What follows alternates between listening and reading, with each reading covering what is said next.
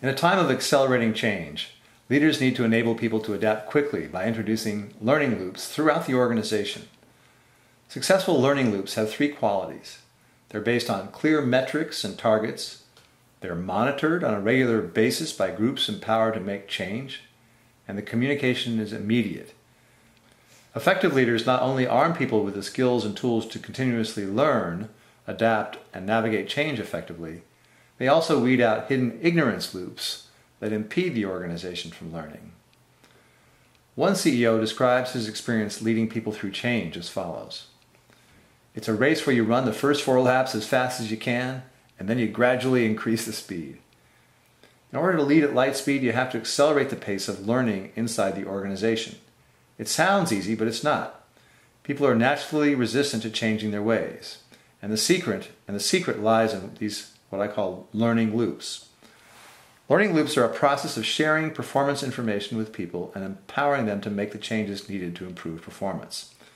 They are similar to feedback loops, except that they are deliberately designed to achieve organizational change at maximum speed. It means giving the right people the right information at the right time and sparking their creativity and innovation. Learning loops, for example, don't mean just emailing people performance information. Learning loops mean giving people an opportunity to meet and discuss the performance information and brainstorm specific strategies and techniques for improvement. Learning loops can be implemented anywhere in an organization to accelerate the pace of change. At CarMax, the chain of used car superstores, CEO Austin Ligon holds sessions with employees and shares the latest performance information. Then he asks, how can we improve? What are we doing that's stupid or unnecessary or doesn't make sense? He personally takes part in these brainstorming sessions and makes sure every idea is recorded and receives a response. Now, learning loops can take many forms. A chain of auto parts stores in the western United States measures how often customers provide feedback of any kind. The idea? We just want to encourage managers to figure out ways to get feedback so they can learn, says the CEO. If that means they go out and openly solicit it, that's fine. We want that dialogue. A Tibetan proverb says, to be uncertain is uncomfortable. To be certain is foolish. Human beings can learn very quickly if they have communication at their disposal and are motivated to improve performance. It may be uncomfortable sometimes, but that focus on learning is what generates trust and builds a high-performing organization. The opposite of learning loops are ignorance loops. Ignorance loops occur when people assume they know the answers and avoid looking further. If their assumptions aren't challenged, the result is an ignorance loop, a feedback system that reinforces ignorance rather than intelligence. This slide shows an ignorance loop in action. In this case, a chief executive is trying to deal with the fact that sales are down, and so he fires his sales manager. When sales remain down, he defends his decision to fire the sales manager by saying the product must be at fault. He then fires the product manager. In other words, he's no longer listening to data. He's defending his decisions.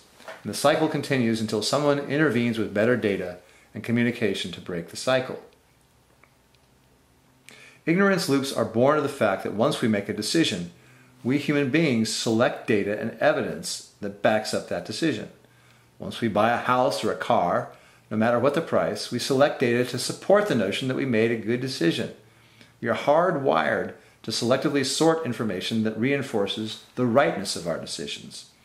This is the same assumption of competence that I talk about in Chapter 4. And unless we're highly attuned to our assumptions, we ignore data that suggests we make a bad decision, unless or until that evidence becomes overwhelming. So the key to performance and the building high performance is creating learning loops that energize the creative learning process.